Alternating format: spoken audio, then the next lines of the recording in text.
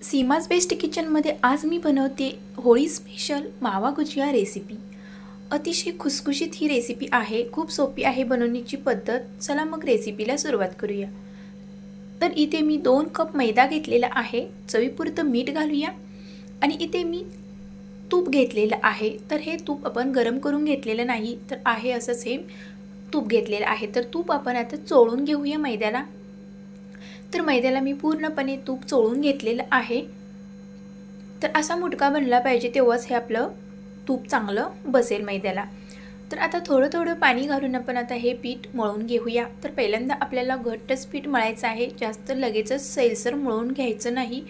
तर थोडं थोडं पाणी घालायचं आहे, एकदम पाणी घालू नका। तर इथे आपलं पीठ मळून होत आलेलं आहे। तर थोडं थोडं पाणी घालून हा मस्त असा मी गोळा मळून घेतलेला आहे। तर वरती तेल लावूया। तेल लावून झाल्यानंतर आता आपण रेस्ट करायला ठेवूया। तर आता तिकडे कणिक भिजते, तोपर्यंत आपण आता सारण बनवूया। तूप घातलेलं आहे 1 ते 2 चमचे।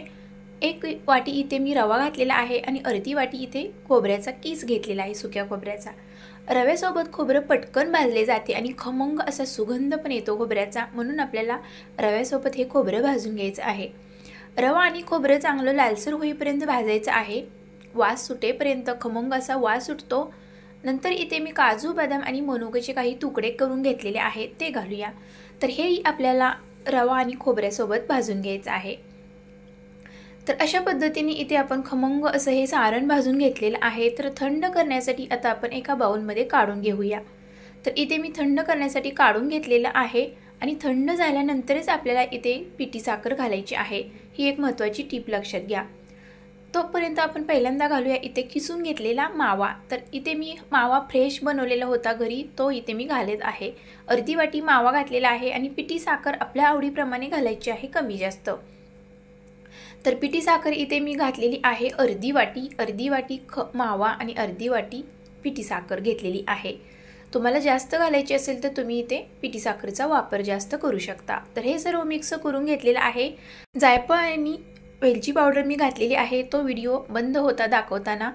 तर इथे आपली कणिक मस्त भिजलेली आहे। तर आता आपण छोटे छोटे गोळे करून घेऊया आणि आता छोटे छोटे अशा पुऱ्या लाटून घेऊया। जेवढी आपल्याला करंजी बनवायची आहे, म्हणजे गुजिया बनवायची आहे, त्याच आकाराची आपल्याला पुरी बनवायची आहे इथे लाटून।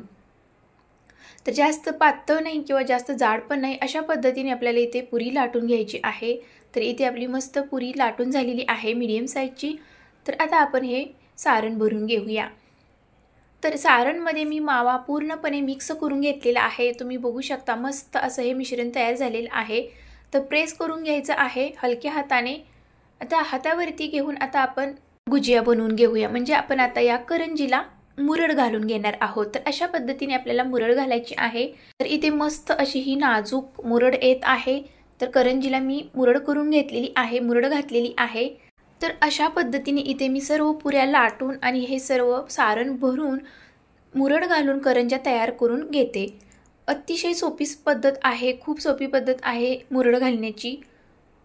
तर हातावरती अशी घेऊन आपल्याला करंजी मुरड घालायची आहे, दिसायला पण सुंदर दिसते आणि होळी स्पेशल अशा पद्धतीनेच ही मुरड घातली जाते करंजीला, यालाच गुजिया बोलतात। तर इथे आपली मुरड घालून दुसरी ही करंजी तयार झालेली आहे। तर अशा पद्धतीने आता सर्व आपण आता मुरड घालून घेऊया। तर इथे सर्व आपल्या गुजिया तयार झालेले आहेत, सारण भरून व मुरड घालून पण। तर इकडे मी तेलही गरम करायला ठेवलेले आहे। आता गरम तेलावरती आता आपण एक एक गुजिया सोडून तेलामध्ये चांगल्या तळून घेऊया।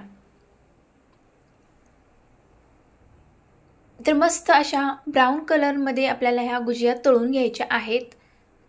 तर ब्राऊन कलरमध्ये अशा गुजिया छान दिसतात, टेस्टी पण लागतात, खमंग अशा खुसखुशीत लागतात। तर पलटी करून आपल्याला ह्या छान तळून घ्यायच्या आहेत। तर लगेचच आपल्या ह्या गुजिया मस्त भाजलेल्या आहेत, तळलेल्या आहेत। तर आता आपण एक एक गुजिया काढून घेऊया आणि बाकीच्या ज्या राहिलेल्या होत्या त्याही आता आपण मस्त अशा खमंग कुरकुरीत खुसखुशीत अशा ह्या तळून घेऊया। तर गुजियाला खूप वेळ लागत नाही, म्हणजे करंज्यांना जास्त वेळ लागत नाही तळायला, लगेचच त्या तळल्या जातात आणि तेलही खूप लागत नाही तळण्यासाठी। थोड्या तेलामध्ये ह्या गुजिया आपल्या तळून होतात। तर अशा पद्धतीने इथे मी सर्व गुजिया अशा पद्धतीने तळून घेतलेल्या आहेत, मस्त अशा टम्म फुगलेल्या आहेत आणि कलर पण मस्त गोल्डन आलेला आहे, तुम्ही बघू शकता।